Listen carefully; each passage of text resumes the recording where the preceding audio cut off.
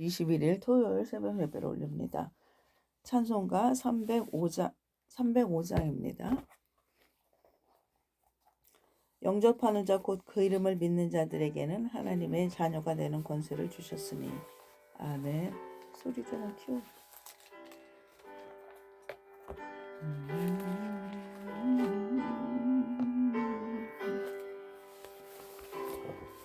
나 같은 죄인 살리신 주 은혜 놀라워 잃었던 생명 찾았고 광명을 얻었네. 큰 죄악에서 건지신 주 은혜 고마워. 나 처음 믿은 그 시간 귀하고 귀하다.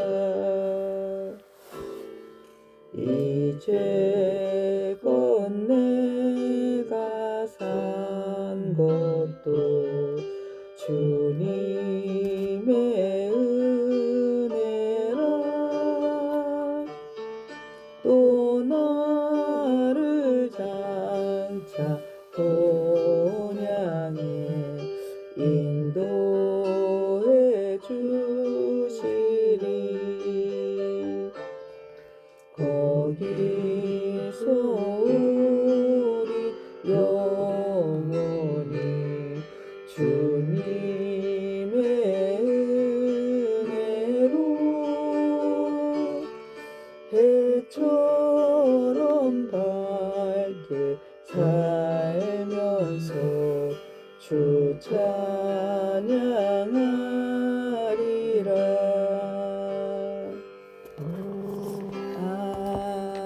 아멘. 오늘은 호세아 10장 2절입니다. 그들이 두 마음을 품었으니 이제 벌을 받을 것이라. 하나님이 그 제단을 쳐서 깨뜨리시며 그 주상을 허시리라. 그들이 두 마음을 품었으니 이제 벌을 받을 것이라. 하나님이 그들의 제단을 쳐서 깨뜨리시며 그들의 주상을 허르시리라. 하나님은 행동보다 마음의 방향을 보십니다. 하나님은 우리가 얼마나 많은 일을 했는가, 우리의 마음이 어디로 향하고 있는가를 보고 계시는데, 이스라엘은 제사를 드렸습니다. 예배도 근데 그들의 신앙은 인정하지 않으셨어요. 예배를 드렸는데 그들의 신앙은 인정하지 않으셨습니다. 왜 그러냐? 그들이 두 마음을 품었기 때문입니다. 두 마음은 단순한 연약함이 아니라 믿음의 없음을 말씀하고 계시는 겁니다. 겉으로는 살아있는 것처럼 보이지만 하나님과의 연결이 끊어진 상태를 라고 보고 계시는 거죠. 두 마음은 하나님과 연결이 끊어진 상태. 두 마음이란 단순히 갈등하는 상태가 아니라 중심이 하나님께 고정되어 있지 않은 상태를 말합니다. 겉으로는 하나님을 믿지만 실제로는 하나님을 마지막 선택으로 남겨두는 상태. 이것은 하나님을 주인으로 모시는 것이 아니라 필요할 때 사용하는 대상이라는 것입니다. 호세아 시대에 이스라엘은 하나님께 제사를 드리면서 동시에 바알에게 제사를 드렸습니다. 왜? 하나님은 구원을 위해 필요했고 바알은 현실적인 문제, 즉 먹고 사는 문제를 해결해 줄 것이라고 믿었기 때문입니다. 그들의 마음은 하나님께도 있었지만 동시에 세상에도 있었습니다. 이것이 두 마음입니다. 이것은 믿음이 아니라고 하십니다. 오늘 하나님과 세상을 동시에 이용하는 상태. 두 마음의 본질은 불신입니다. 두 마음의 뿌리는 연약함이 아니라 불신이라는 겁니다. 하나님만으로는 충분하지 않다는 생각, 하나님만으로는 내 인생을 맡기기 불안하다는 생각, 그래서 하나님도 붙잡고 세상도 붙잡는 것입니다. 이것은 겉으로는 믿음처럼 보이지만 속으로는 하나님을 완전히 신뢰하지 않은 상태입니다. 이스라엘은 하나님을 믿는다고 말했지만 전쟁이 오면 애굽을 의지했고 경제가 어려우면 바알을 의지했습니다. 그들의 진짜 믿음은 입술이 아니라 선택에서 드러났습니다.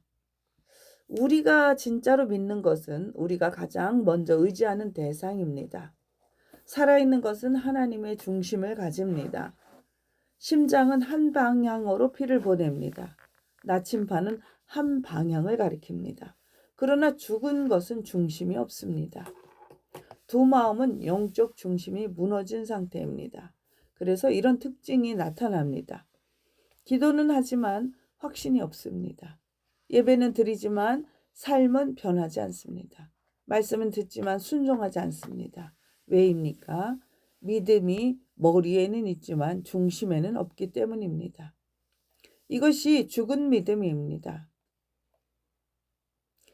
야고보서 1장 8절에 보면 두 마음을 품어 모든 일에 정함이 없는 자로다.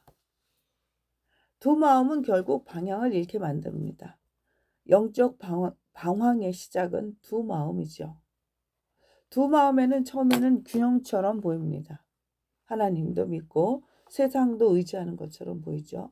그러나 시간이 지나면 하나님은 점점 멀어지고 세상은 점점 중심이 됩니다. 희한한 일이에요. 하나님은 두 마음을 가지면 어느 날 하나님을 섬기는 게 아니라 점점 세상을 중심이 된다는 거죠. 왜냐하면 하나님을 믿는 것은 믿음이 필요하지만 세상을 의지하는 것은 눈에 보이기 때문입니다. 결국 두 마음은 하나님을 떠나는 과정 중에 하나라는 겁니다. 그래서 호세아 10장 2절에 말씀하시는 것입니다. 그들의 제단을 쳐서 깨뜨리시며 그들의 주상은 헐으시리라. 이것은 심판이 아니라 회복의 과정입니다. 하나님은 두 마음을 허락하지 않으십니다. 왜냐하면 두 마음은 우리를 죽게 만들기 때문입니다. 하나님은 우리의 마음이 하나가 되기를 원하십니다. 하나님이 원하시는 것은 완벽함이 아니라 전심입니다. 역대하 16장 9절에 보면 여호와의 눈은 온 땅을 두루 감찰하사 전심으로 자기에게 향하는 자들을 위하여 능력을 베푸시나니, 전심이라는 단어, 하나님만이 나의 답이라는 확신입니다. 하나님만이 나의 소망이고 하나님만이 나의 의지라는 고백입니다. 이때 믿음은 살아 움직이기 시작합니다. 형식이 아니라 생명이 됩니다. 바다에서 항해를 하는데 다시 하나여야지 닷을 두 개를 펴면 그 배가 어디로 가겠습니까? 어느 방향을 이쪽으로도 못 가고 저쪽으로도 못 가는 그런 상황이 되겠죠. 그래서 두 마음을 버릴 때 믿음이 살아나는 것입니다. 사랑하는 성도 여러분, 두 마음은 죽은 믿음입니다. 전심으로의 믿음은 살아있는 믿음이죠. 하나님은 지금도 우리를 부르십니다. 두 마음을 버리고 나에게 돌아오라.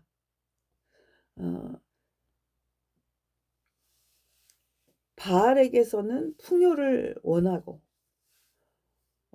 그 다음에 전쟁이 날 때는 애굽이나 이러한 큰 나라를 의지하고,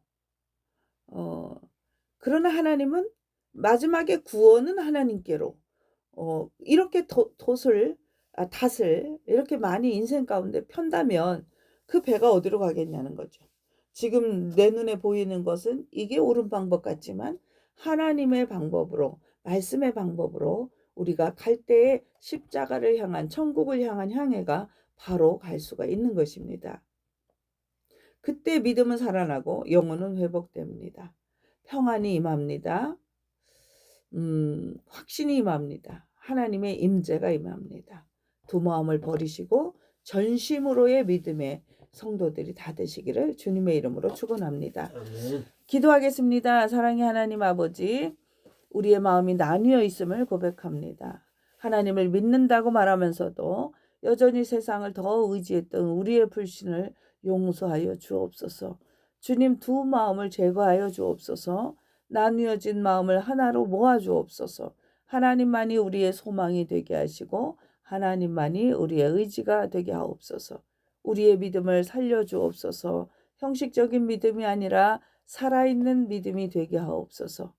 우리의 자녀들을 붙들어 주시고 세상 속에서도 마음이 나뉘지 않게 하시고 전심으로 하늘을 향하는 세대가 되게 하옵소서. 오늘도 하나님 지혜와 총명과 명철과 분별의 영을 허락하여 주옵소서.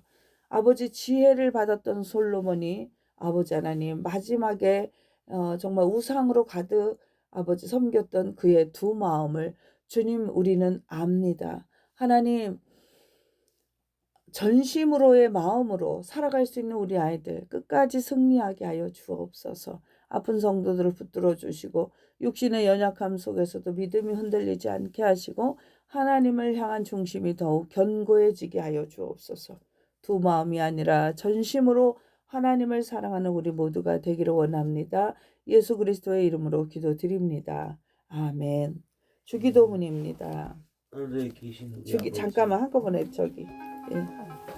김모은 집사하고 같이 시작. 하늘에 계신 우리 아버지, 아버지의 이름을 거룩하게 하시며 아버지의 나라가 오게 하시며 아버지의 뜻이 하늘에서와 같이 땅에서도 이루어지게 하소서. 오늘 우리에게 일용할 양식을 주시고 우리가 우리에게 잘못한 사람을 용서해 준 것 같이 우리 죄를 용서해 주시고 우리를 시험에 빠지지 않게 하시고 악에서 구하소서. 나라와 권능과 영광이 영원히 아버지의 것입니다. 아멘. 사랑하는 성도 여러분, 주님의 이름으로 사랑하고 축복합니다. 아멘.